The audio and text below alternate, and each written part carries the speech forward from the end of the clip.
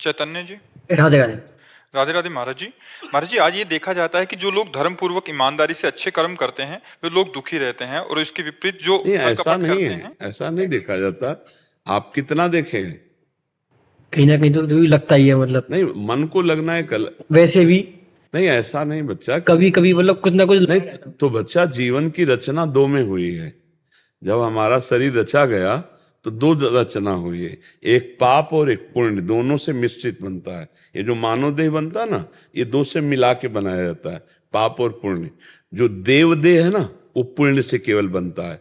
जो यातना देह नरक का है ना, वो केवल पाप से बनता है। और जो यहाँ मृत्यु लोक में जितने भी देह हैं, उनमें दो हैं, पाप और पुण्य। जैसे एक कुत्ता गली में डंडा खाता घूमता है, और एक कुत्ता है कि एसी गाड़ी में घूमता है। तो पुण्य और पाप दोनों का संयोग देखा जाता है ना। अब एक आदमी है कि मेहनत करके भी, धर्म पूर्वक चल के भी वैभव संपन्न नहीं है, और एक है कि पाप आचरण करता है, बुरे कर्म करता है, मनमानी बेविचार करता है, और खूब उसके पास धन है।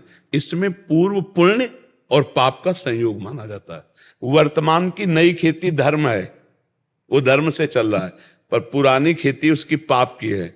तो इस समय वर्तमान में धर्म करते हुए भी उसे दुख मिलेगा। वो वर्तमान में पाप कर रहा है, लेकिन पूर्व में पुण्य कर आया है, तो माला माल चकाचक दिखाई देगा। लेकिन ऐसा नहीं कि वर्तमान का पाप उसे गिराएगा नहीं, नष्ट करेगा। ऐसा नहीं कि वर्तमान का धर्म उसे सुखी नहीं करेगा, परम सुखी करेगा। जो पूरा संसार इतने के लिए ही जीवन बर्बाद किए, रोटी खाने को बढ़िया मिल जाए, पहनने को मिल जाए, और भोग भोगने को मिल जाए, और चौथी कामना की वाहवाही हो जाए। पूरी बात पूरे संसार में समझो, हम चार बातों में कह रहे हैं, यही सबके दिमाग में है। बोलो है कि नहीं दिमाग में यही, और इसी के लिए पूरी सब मेहनत कर रहे हैं। और ये चीज भगवान के भजन करने में बाधा रूप में आ जाती है। जो आप कहते हैं वो दुखी रहते हैं, हम कहते हैं नहीं।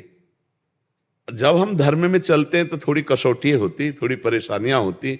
लेकिन जैसे दुर्योधन महाराज युधिष्ठिर को कितना कष्ट दिए, 12 वर्ष का वनवास, 1 वर्ष का अपने मामा शकुनि से मिल करके सब कुछ छीन लिया। लेकिन चक्रवर्ती सम्राट पर हस्तिनापुर के बैठे तो महाराज युधिष्ठिर ही, दुर्योधन का क्या सर्वनाश हो गया कि नहीं हो गया।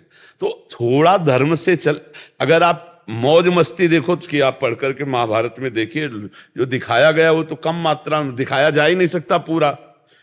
जय धर्म की हुई, थोड़े दिन धर्मात्मा पुरुष दुखी दिखाई दे सकता है, लेकिन परिणाम उसका बहुत अच्छा होगा। यदि वास्तविक धर्मात्मा नौटंकी कर रहा है धर्मात्मा की, तो हम नहीं कह सकते। नाटक कर रहा है धर्मात्मा बनने का, तो हम नहीं कह सकते। मान लो माला में हाथ है और प्रपंच चल रहा है, माला चल ही नहीं रहा, से थोड़ी भगवान मिल जाएंगे।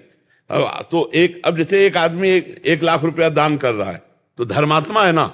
लेकिन समझना पड़ेगा, अगर वो 1 लाख रुपया अपने नाम घोषित करवा करके, छपवा करके, इसके वो धर्मात्मा नहीं है, वो धर्म नहीं बनेगा उसका।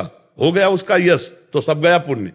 तो ये भी बात है, धर्म को करते हुए धर्मात्मा पुरुष आगे महासुख को प्राप्त होता है। लेकिन पाखंड, नाटक, दंभ, दिखावा, ये धर्म नहीं होता।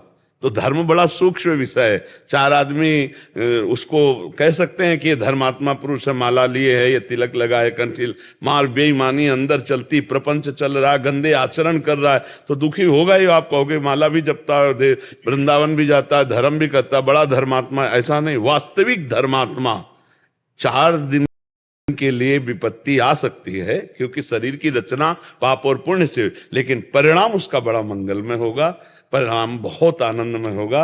ये हम अपने जीवन से कहते हैं, और बड़े जीवन और औरों के भी जीवनों से कहते हैं। देखो सुदामा जी धर्मात्मा पुरुष हैं, 4 दिन की बात की, उनको खाने को भी नहीं मिलता था, लेकिन परिणाम में जैसी द्वारिकापुरी वैसी सुदामापुरी हुई।